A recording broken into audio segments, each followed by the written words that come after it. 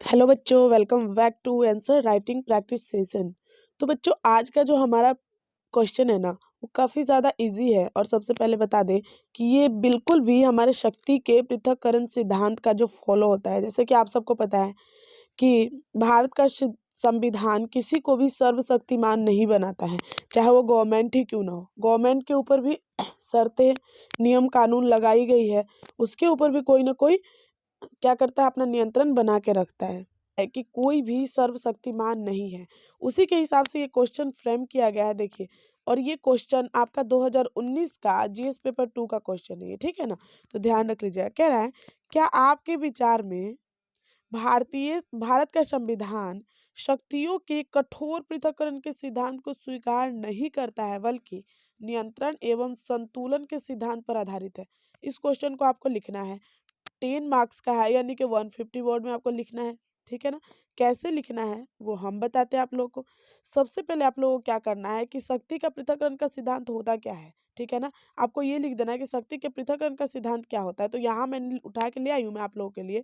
कह रहा है, शक्ति के पृथक्करण का आशय सरकारों के कार्यों को, जैसे जो भी सरकार का कार्य होगा ना, विधायिका, ठीक है ना, कार्यपालिका तथा न्यायपालिका, ठीक है ना, ये लोग क्या करेगा, मतलब आपस में इन पे नजर रखेंगे, ठीक है ना। इसमें विभाजित होगा।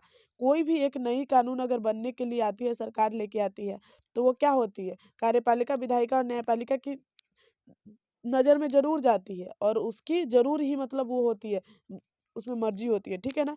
कह रहा है, चूंकि किसी भी कानून का निर्माण उसे लागू करने के लिए प्रशासन के लिए इन तीनों शाखाओं को मंजूरी आवश्यकता होती है। मैंने बोला अभी, इस व्यवस्था के तहत संविधान के सीमांकन के चलते सरकार को किसी भी, मतलब मान लीजिए कि एकीकरण को रोका जाए, यानी कि सर, मतलब ये जो व्यवस्था किया गया है ना, इसे सरकार अपनी मनमानी नहीं कर सकता है कि अगर मैंने ये कानून लाया तो आप लोग के सामने रख दिया, बस आप लोग को मानना होगा, ठीक है ना। इस हिसाब से सरकार नहीं चल सकता। यही है हमारी शक्ति का पृथक्करण का सिद्धांत।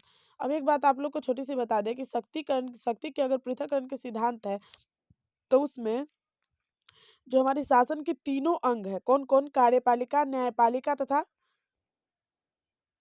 एक मिनट बच्चों, कार्यपालिका, न्यायपालिका तथा विधायिका, ठीक है ना।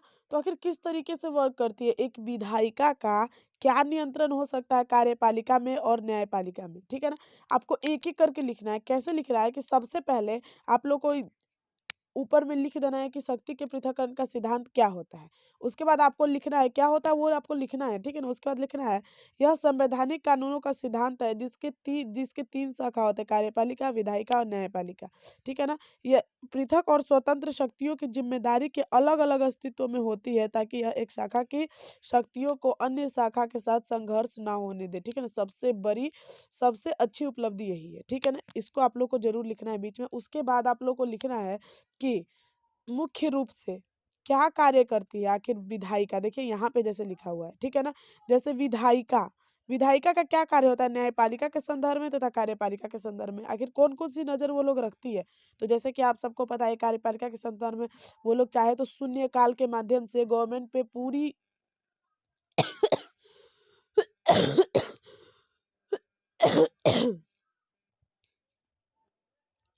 पूरी नज़र रख सकती है, और साथ में महाभियोग की भी शक्ति होती है। और दूसरी बात आपको बता दें कि न्यायपालिका के संदर्भ में क्या-क्या है, न्यायाधीशों पर महाभियोग करना, उसे हटाना तथा उसकी शक्तियों पर क्या करना, एकाधिकार के परे, मतलब मुख्य रूप से माना जाए कि उनके पास जो अधिकार होता है, उसको मद्देनज़र में रखते हुए ये कार्य किया जा सकता है, ठीक है ना। उसके बाद आप लोग को बता दें कि न्यायपालिका में किसकी, मतलब एक न्यायपालिका कार्यपालिका के संदर्भ में और विधायिका के संदर्भ में क्या-क्या कार्य करेगा, ठीक है ना।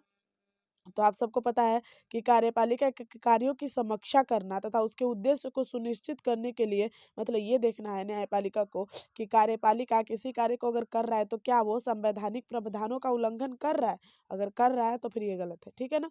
उसके बाद विधायिका के संदर्भ में क्या कार्य, तो आप लोगों ने केशवानंद भारती केस देखा ही होगा, सुना ही होगा, 1973 ईस्वी में जो हुआ था। उसमें क्या किया गया है कि उच्चतम न्यायालय द्वारा संविधान की आधारभूत संरचना के तहत संविधान संशोधन के अधिकार को सीमित कर दिया गया। काफी ज्यादा संविधान संशोधन उस वक्त पे हो रहे थे, जैसे कि आप सबको पता है जमीनी मैटर के लिए, और जो भी हो रहा था, मतलब मुख्य रूप से समझा जाए तो जिनके पास ज़्यादा धन था उसी के हिसाब से मतलब इस हिसाब से मतलब इसी पे काम किया जा रहा था कि ज़्यादा धन होने वाले का बिना कुछ बोले, बिना कुछ किए उससे धन-वन ले लेना, ठीक है ना? संपत्ति उसकी ज़ब्त कर लेना और ज़्यादा मुख्य रूप से समझा जाए तो जो संपत्ति उनकी थी, वो एक एक निश्चित संपत्ति बनाया जा रहा था उस समय कि इतनी संपत्ति किसी के पास रहेगा। जिसके पास ज़्यादा होता था, उनसे लिया जाता था। वही अन्य प्रकार के मामलाएँ, केस सामने आ रही थी, जिसके तहत संविधान संशोधन को क्या कर दिया गया, थोड़ा-सा स्टन किया गया कि नहीं अब इतना ज़्यादा आप संविधान संशोधन नहीं कर सकते हो। आप सबको पता है कि जब भी मतलब जवाहरलाल नेहरू जी आए तो धराधर संविधान संशोधन करना शुरू कर दिए थे, ठीक है ना?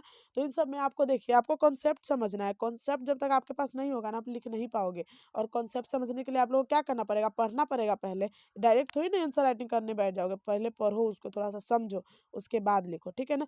और निष्कर्ष में आप लोग को लिख रहा है कि शासन के एक अंग द्वारा दूसरे के कार्यों को बार-बार हस्तक्षेप करने के लिए मान लीजिए कि आप ही 3 भाई हो, मम्मी-पापा का हस्तक्षेप हो रहा है तो आप क्या कर रहे हो, किसी गलत काम से बच रहे हो, चोरी करने से बच रहे हो, किसी कोई भी गलत काम, कोई भी गलत कदम उठाने से आप डरते हो ना कि चलो एक तो सबसे पहले मम्मी-पापा का भी हस्तक्षेप है, ऊपर से भाइयों का भी है कि बड़ा भाई को अगर छोटे भाई ने देख लिया वो मम्मी-पापा को जाके बता देगा, ठीक है ना? इस हिसाब से समझना कि बार-बार हस्तक्षेप करने के लिए अखंडता, गुणवत्ता तथा दक्षता पर लोगों का विश्वास कम होने लगता है। मतलब मुख्य रूप से समझा जाए तो एक अच्छी भी प्रक्रिया है और इसके हानिकारक भी मतलब इस एक मतलब एक इसको अच्छा भी समझा जाता है, इसको गलत भी समझा जाता है। दोनों में न्यायिक समीक्षा अभी नहीं करना है हमें क्योंकि इस क्वेश्चन में बस हमें उतना ही वर्ड लिखना है जितना बोल रहा है, ठीक है ना? तो आपको 150 शब्दों में लिखना है तो ज़्यादा कुछ नहीं, बस जितना बताया उसको लिखिए और क्या कीजिए टेलीग्राम चैनल पे सेंड कीजिए।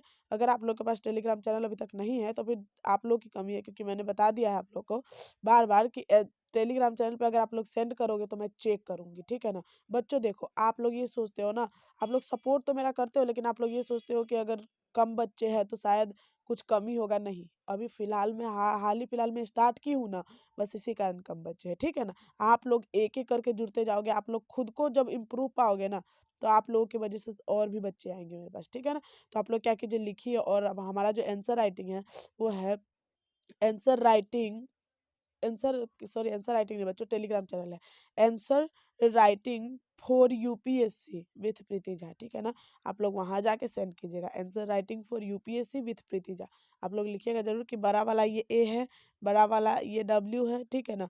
उसके बाद फॉर यूपीएससी है, उसके बाद विथ प्रीति झा है। मिलते हैं अगली वीडियो में, तब तक के लिए अपना ख्याल रखिए और आंसर लिखते रहिए और अपने सपनों की तैयारी करते रहिए। जय हिंद।